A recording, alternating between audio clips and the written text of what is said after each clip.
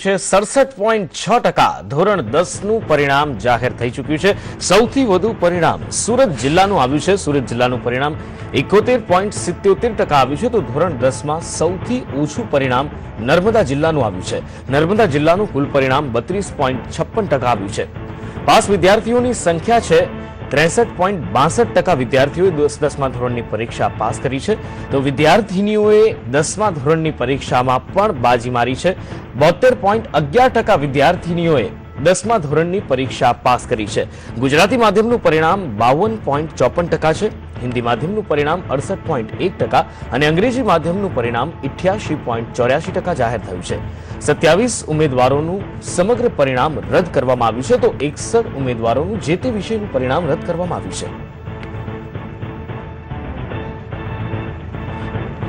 આજ બાબતે વધુ વાતચીત કરીએ। અમારી સાથે લાઈવ જોડાયા છે સંવાદદાતા કુશાંક સોની। કુશાંક, પરિણામ જાહેર થઈ ચૂક્યું છે, વધુ વિગતો જણાવશો। બિલકુલ ધોરણ 10માં જે રીતે 10 લાખ ઉપરના વિદ્યાર્થીઓએ પરીક્ષા આપી હતી, ખાસ 67.6% પરિણામ જાહેર થયું છે।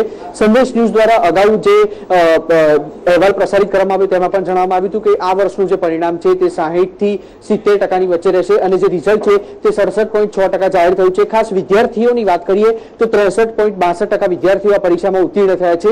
વિદ્યાર્થીનીઓની વાત કરીએ, ફરી વખત વિદ્યાર્થીનીઓએ બાજી મારી છે। ધોરણ 12 વિજ્ઞાન પ્રવાહમાં જે રીતે વિદ્યાર્થીઓ આગળ હતા, ધોરણ 10ના પરિણામમાં વિદ્યાર્થીનીઓ આગળ છે, જેમાં 72.11% વિદ્યાર્થીનીઓ કુલ જે છે તે ઉત્તીર્ણ થઈ છે।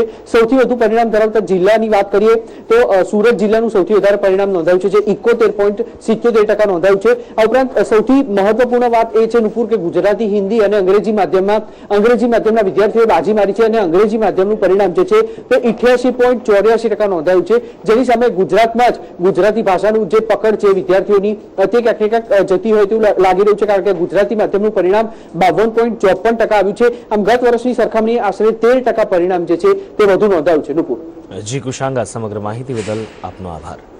ફેમિલી બધા મને સપોર્ટ કર્યો છે, આટલા એટલે કે બધા સપોર્ટ કરતા હતા આખો દિવસ મને, એટલે કે બધાએ સપોર્ટ કર્યો।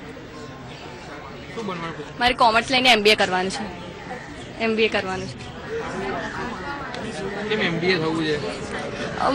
એટલે કે મારો શોખ છે, એટલે કે હા, મારી દીદી MBA છે, મારા કઝિન્સ છે, મારા દીદી MBA છે, એટલે મારે MBA કરવું છે।